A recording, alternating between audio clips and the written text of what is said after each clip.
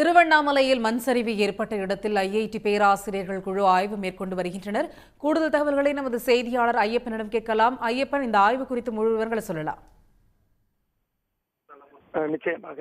அதாவது திருவண்ணாமலையில் மலையில் மண் சரிவு ஏற்பட்டு ஒரே குடும்பத்தைச் சேர்ந்த 4 பேர் உள்ளிட்ட 7 பேரின் உடல் புதையுண்டு இருந்தது. இதனை தேசிய பேரிடர் மீட்பு படையினர் நேற்று 20 மணி நேரத்திற்கு மேலாக போராடி தற்பொழுது வரை 5 பேரின் உடலை கண்டெடுத்து பிரேத பரிசோதனைக்காக திருவண்ணாமலை அரசு மருத்துவக் கல்லூரி மருத்துவமனைக்கு அனுப்பி வைத்துள்ளனர்.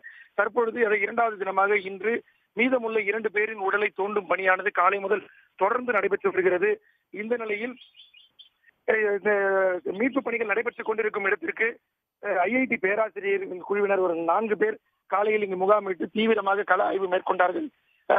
அதாவது அந்த ஐஐடி பேராசிரியர்கள் திரு நரசிம்ம ராவ், திரு மோகன், திரு பூமிநாதன் ஆகியோர் தலைமையில் இந்த குழுவானது காலை முதல் இங்கு உடல் சிக்கியுள்ள மீதமுள்ள இந்த இடத்தை பார்வையிட்டு இந்த விபத்து எவ்வாறு ஏற்பட்டது குறித்து தீவிரமாக கள ஆய்வு மேற்கொண்டனர்.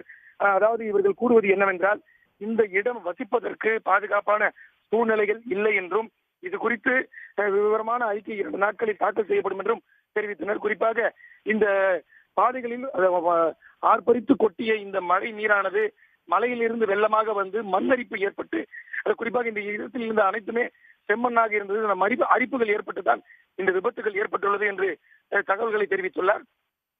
அதாவது வீடு கட்டுவதற்கு முன்பாக அந்த இடத்தில் ஒரு பொறியாளரும் உள்ளிட்ட அனைவரும் அங்கு சென்று பாதுகாப்பான இடமா என்று அறிந்த பிறகே மக்கள் வீடு கட்ட வேண்டும் என்றும் தகவலை தெரிவித்துள்ளார். குறிப்பாக சொல்ல வேண்டும் என்றால், இந்த பகுதியில் மக்கள் வசிக்க வேண்டாம், வசிப்பதற்கு ஏற்ற இடமில்லை என்றும் கூறும் அவர், தற்பொழுது இடுபாடுகளில் சிக்கிய அந்த 2 பாறைகள் இந்த வீட்டு மேலே இருக்கிறது. அந்த பாறைகளை எடுக்க போராடி வருகின்றனர். கெமிக்கல் பயன்படுத்தி அந்த பாறையை வெடித்து இந்த மீட்பு பணியை துரிதப்படுத்தலாம் என்றும் தகவல்கள் கூறியுள்ளார்கள். தகவலுக்கு நன்றி ஐயப்பன்.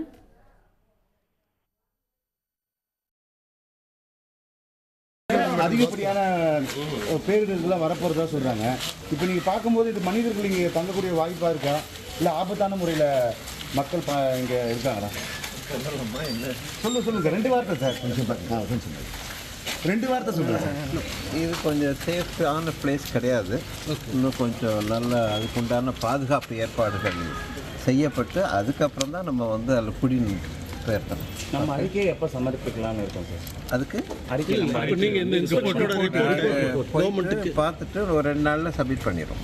இந்த மண்ணின் மலையோட தன்மை எப்படி இருக்கு? இந்த மண்ணோட தன்மை, மலையோட தன்மை எப்படி இருக்கு? இல்லை, மண்ணோட தன்மையோட இந்த ஸ்லோப் வந்து கல்கள்லாம் இருக்குது. மழை ரொம்ப வரும்போது கீழே அந்த மண்ணுகள் செம்மண் மாதிரி இருக்கிறதெல்லாம் அரிச்சிட்டு போச்சுன்னா எல்லாம் உள்ள ஆரம்பிச்சிடும். மேலே ஹைட்டில் இருந்து தண்ணி வருது. அது ரொம்ப தண்ணி வரும்போது வெலாசிட்டி ரொம்ப அதிகமாக இருக்கும். ஸோ அதனால தான் இந்த கீழே கடகடன்னு உருள ஆரம்பிச்சிது. அது ஒரு பாறை உருள ஆரம்பிச்சுன்னா வரிசையாக எல்லாம் உருள ஆரம்பிக்கும். ஸோ அந்த வெலாசிட்டி ரொம்ப அதிகமாக இருக்குது. மேற்கொண்டு மழை தொடர்ந்தாலும் இல்லை வேற நிகழ்ச்சி மழை வந்தால் திருப்பி மண்சரி வரதுக்கான வாய்ப்பு இருக்குதா? அதுக்கு தான் நாங்கள் டிஸ்கஸ் பண்ணி அதுக்கு என்ன பண்ணலாம் அப்படின்னு சொல்லி நாங்கள் அறிக்கை கொடுக்குறோம். அது கொடுத்த பிறகு அதில் எல்லாம் உங்களுக்கு கேள்விக்கு உண்டான விடைகள் அதில் இருக்கும். இப்போ இந்த மலைப்பகுதி, ஊட்டி, கொடைக்கானல் இந்த மாதிரி பகுதியெல்லாம் மக்கள் வசிச்சு தான் இருக்காங்க. இது மக்களோட இது அரசோட அனுமதியும் இருக்குது, அரசு அனுமதி இல்லாமல் இருக்குது.